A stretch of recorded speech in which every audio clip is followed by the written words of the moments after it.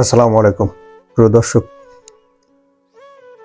20শে জানুয়ারি pay কমিশনের একটি সূত্র থেকে একটি বিষয় স্পষ্ট, অর্থাৎ বাড়ি ভাড়া নিয়ে একটি জটিলতা, সেটাকে নিরসন করা হয়েছে। তারা বলতে চাচ্ছে, পে কমিশনের ওই সদস্য বলতে চাচ্ছে যে বাড়ি ভাড়াটা আনুপাতিক হারে বাড়বে, তবে সবার জন্য না। কাদের জন্য বাড়ি ভাড়া? নবমতম গ্রেড থেকে 20তম গ্রেড, এই যে 11টা গ্রেড আছে বা 12টা গ্রেড আছে, এই গ্রেডের চাকরিজীবীদের তাদের বেতনের সাথে আনুপাতিক হারে বেতন বাড়বে। কিন্তু 1 থেকে 8ম গ্রেড পর্যন্ত কর্মকর্তাদের কোনো বাড়ি ভাড়া বাড়বে না। তাদের কাছে স্ট্রং একটা যুক্তি আছে।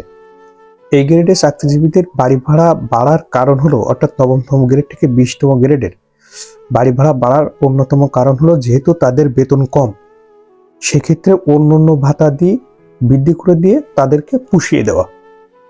আর 1 থেকে 8তম গ্রেডের যেহেতু বেতন বেশি, সেক্ষেত্রে তাদের বেতনটাকে কমিয়ে বেতন বেশি পাচ্ছে, সেক্ষেত্রে বাড়ি ভাড়াটাকে কমিয়ে ব্যালেন্স করা।